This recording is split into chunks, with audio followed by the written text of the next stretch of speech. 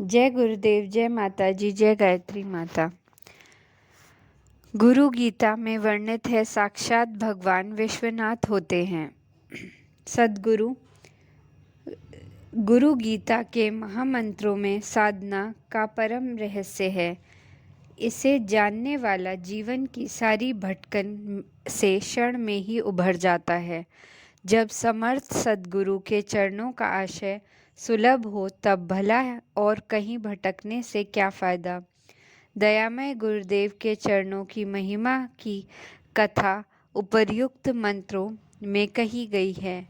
इसमें भगवान महादेव ने माता पार्वती को बताया है कि सद्गुरु के चरणों के जल से किस तरह से साधक को यौगिक ऐश्वर्य की प्राप्ति होती है, किस तरह उसमें ज्ञान वैराग्य आदि गुणों का विकास होता है। शिष्य के अंतर्मन में ज्यों-ज्यों गुरु भक्ति प्रगाढ़ होती है त्यों-त्यों उसका अंतःकरण ज्ञान के प्रकाश से भरता जाता है। गुरु कृपा ही केवलम शिष्य के साधनामय जीवन का एकमात्र सत्य है। इसे समझते हुए देवाधिदेव भगवान महादेव जगदम्बा पार्वती से आगे कहते हैं, गुरु भक्त साधक की समर्थ साधना का सार इतना ही है कि वह गुरु चरणों के जल चरणामृत को पिए, गुरु को पहले भोज्य पदार्थों को समर्पित कर बाद में स्वयं उन्हें प्रसाद रूप में ग्रहण करे। गुरु का निवास ही मुक्तिदायिनी काशी है। उनका चरणोदक ही इस काशी धाम को आध्यात्मिक ऊर्जा से भरने वाला गंगा जल है।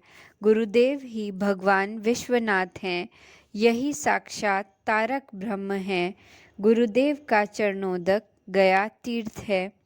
वह स्वयं अक्षयवट एवं तीर्थराज प्रयाग है। ऐसे सद्गुरु भगवान को प्रणाम करना, नमन करना ही साधक के जीवन का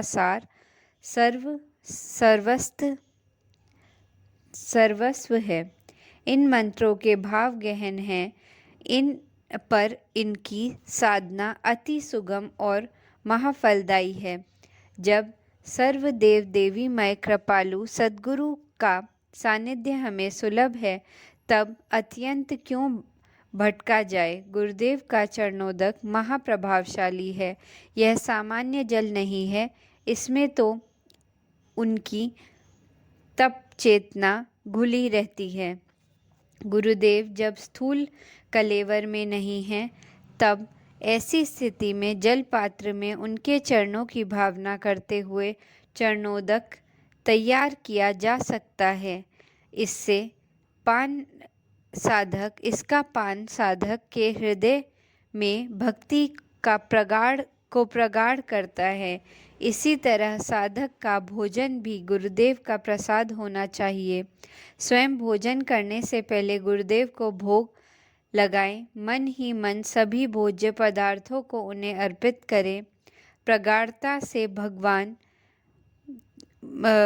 की कृपालु गुरुदेव हमारे द्वारा अर्पित पदार्थों को ग्रहण कर रहे हैं। बाद में उस भोजन को उनका प्रसाद समझकर ग्रहण करें। मनुष्य शरीर में होने पर भी सद्गुरु कभी भी सामान्य मनुष्य नहीं होते।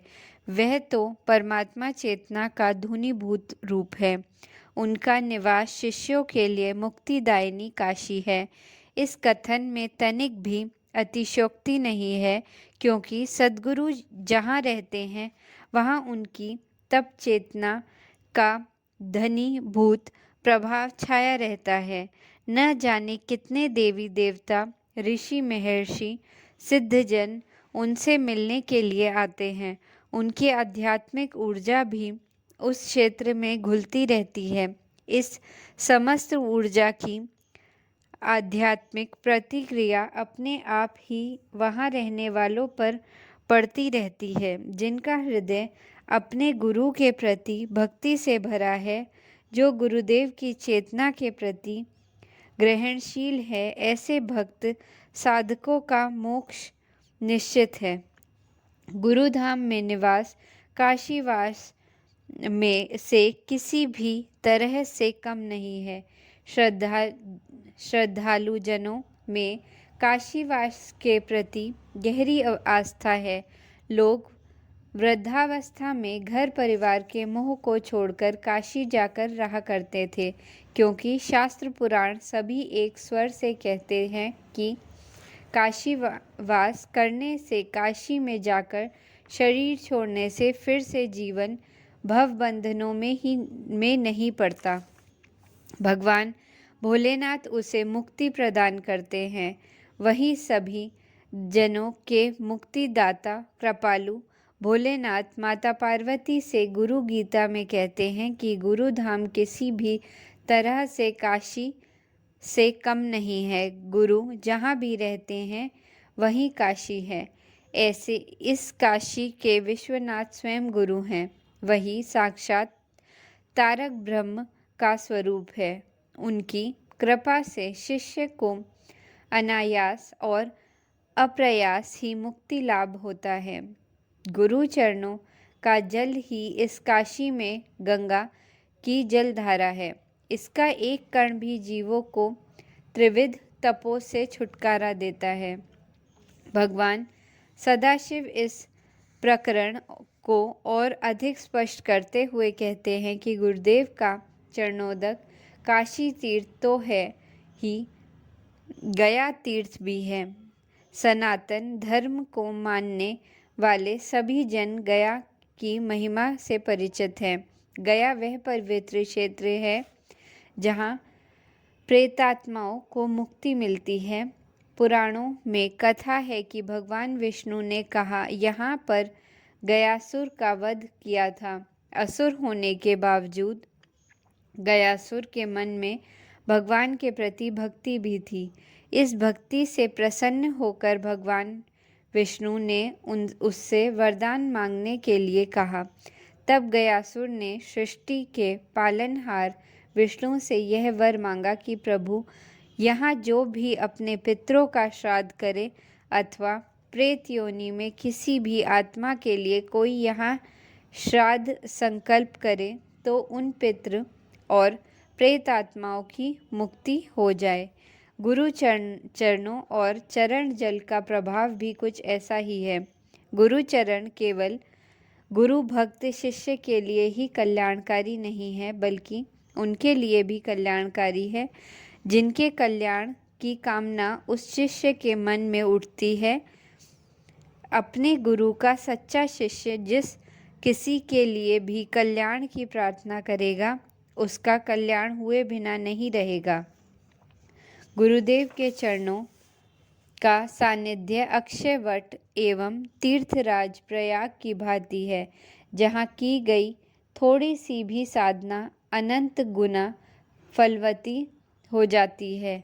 यहाँ थोड़े से भी शुभ कर्म अपरिमित एवं असीम फलदायी होते हैं। ऐसे कृपालु गुरुदेव के चरणों में साधक शिष्यों का बार बार नमन कल्याणकारी है। कृपालु गुरुदेव की महिमा का अर्थ इति से रहित अनंत स्वरूप भगवान भोलेनाथ के सिवाय और कौन जान सकता है।